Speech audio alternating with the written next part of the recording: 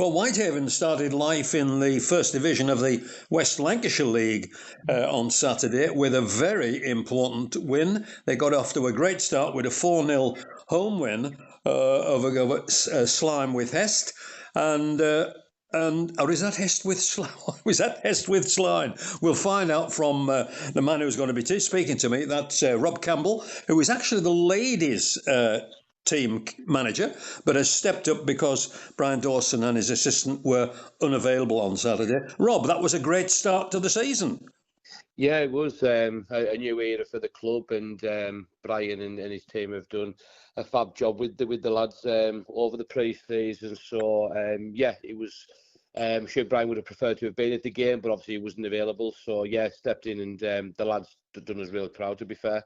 Did you know the makeup of the side? Do you know the lads? Have you been in touch? In contact with them as a manager before? No, I mean I watch them every week at home, so I'm sort of familiar with the lads. Watched them for years. I've been in the club for 15 years myself, so I sort of know the makeup and that. Brian had already given us quite in-depth sort of tactical sort of side of the game, and I've spoken to the lads. So yeah, we had a lot of preparation, which I mean that's how Brian works. He's really good with his details. So going into the game, we knew what the expectations were, and the lads took everything on board that we asked of them in the change rooms before, and the message that Brian wanted conveyed, and yeah, they applied themselves in a really positive manner. So it went to script. Yeah. I mean, to be honest with you, it couldn't have went any better. I mean, the lads' warm up looked really, really sharp, and you could just get a feeling off the lads in the dressing room and before the game that they were really up for it. And 2 minutes in, we've broke down left hand side, and Keenan McKay who's been on fire through pre-season, just cutting off the left hand side and drove in another 5 or 10 yards and just smashed it across the face of the goal into the far corner. So yeah, you couldn't really ask for a better start. That was early on, was it?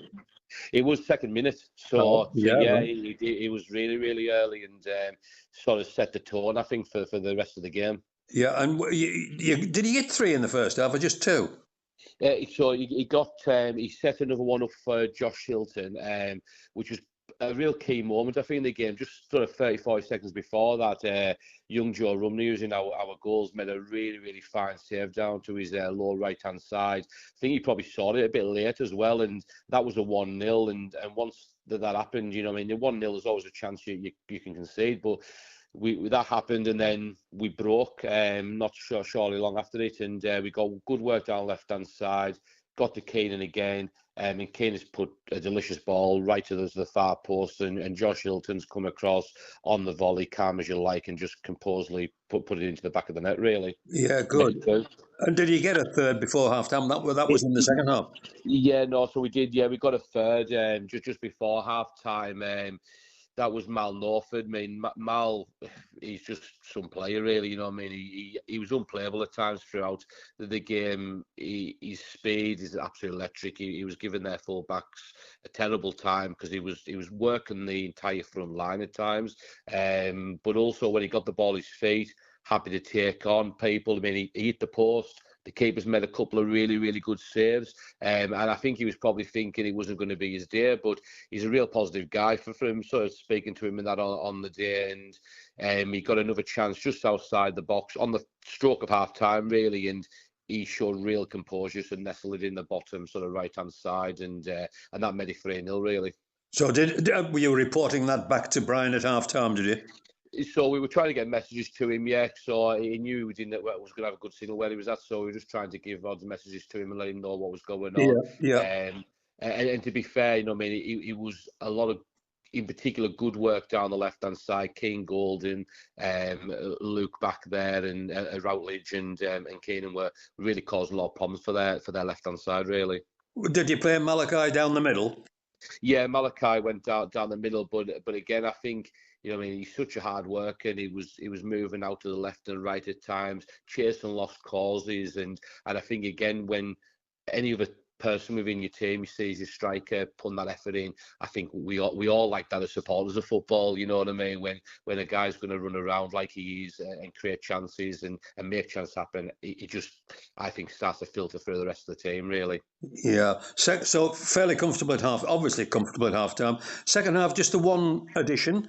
Yeah, it was a funny one really because there was no drop off the lads. I mean, we got Joe Carney into the game a bit more on the right hand side. The midfield that we had with TJ Cueto, Josh Hilton, and Keane Golden were really doing well, and Brad and Matty Jackson the back sort of sniffing everything out. So we looked really comfortable. But their goalkeeper, I mean, he just stepped himself up 2 or 3 notches in the second half in particular, and he made 3 really top level saves to keep us out. And I mean, we were thinking another goal wasn't going to come, but then bit of a half chance he come out of the edge of the area, and we've tried to strike it, and it's not really went very well, and it's sort of tailed off the left hand side. It actually turned into a really good pass to Keenan, who got onto the ball, so danced his feet a little bit and put into the centre, and Luke Mason, who'd come on for Malachi,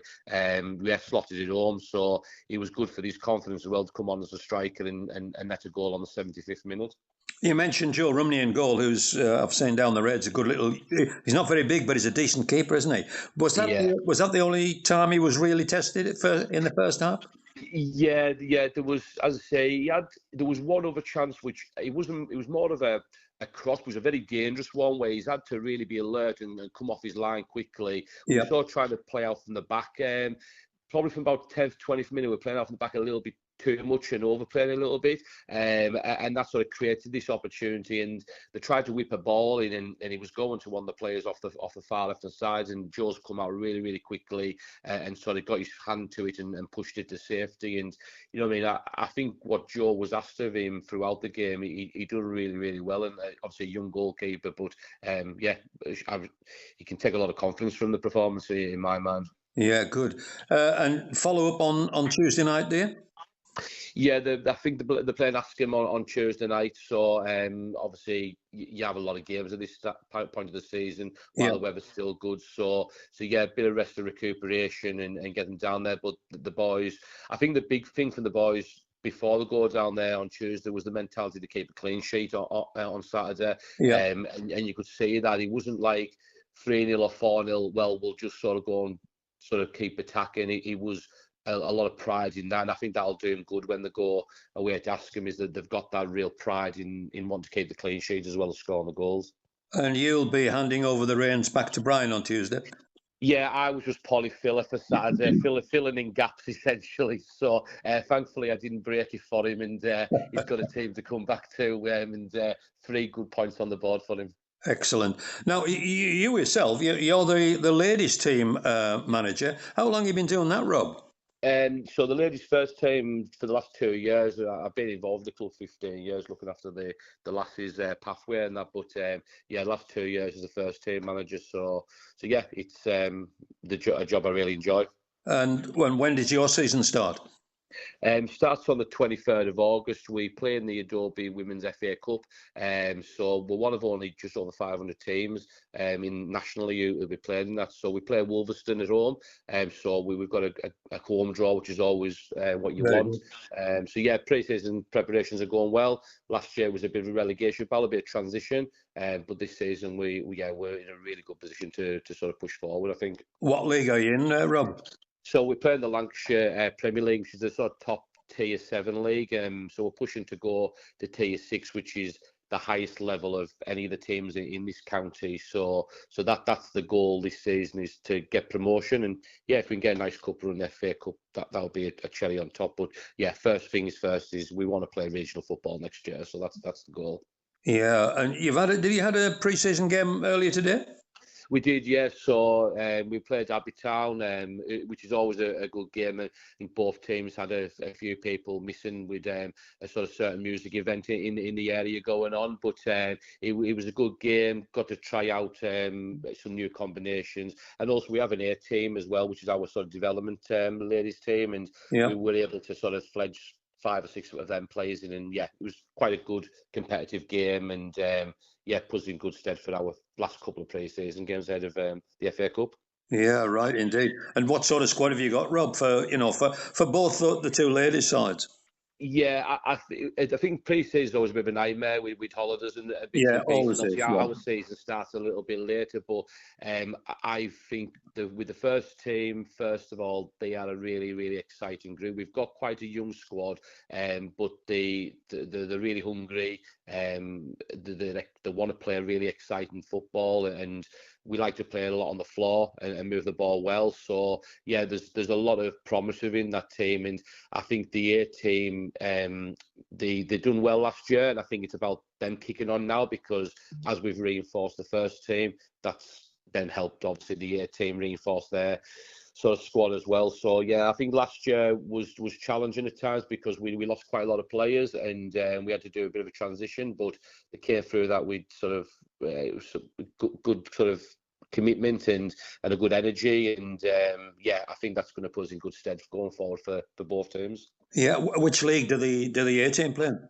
So they play in Division 1 North, which is sort of the bottom entry level of Tier 7 football. So they've been together, them guys, for 2 years. They beat last year's sort of points total from the first year. So the aim for them is as well to be pushing at the top end of the league this year. And we've sort of had a really good number of meetings with the players and talk about standards and raising them and what we expect. And we've got fantastic facilities down here, so you know what I mean, I wouldn't personally want to be playing anywhere else with the facilities we've got, you know what I mean. And I'm a bit biased, like, but I think they've got great facilities. We've got a real good coaching team. There's about 9 of us as coaches across the two teams, so yeah, we've got all bases covered for them, really.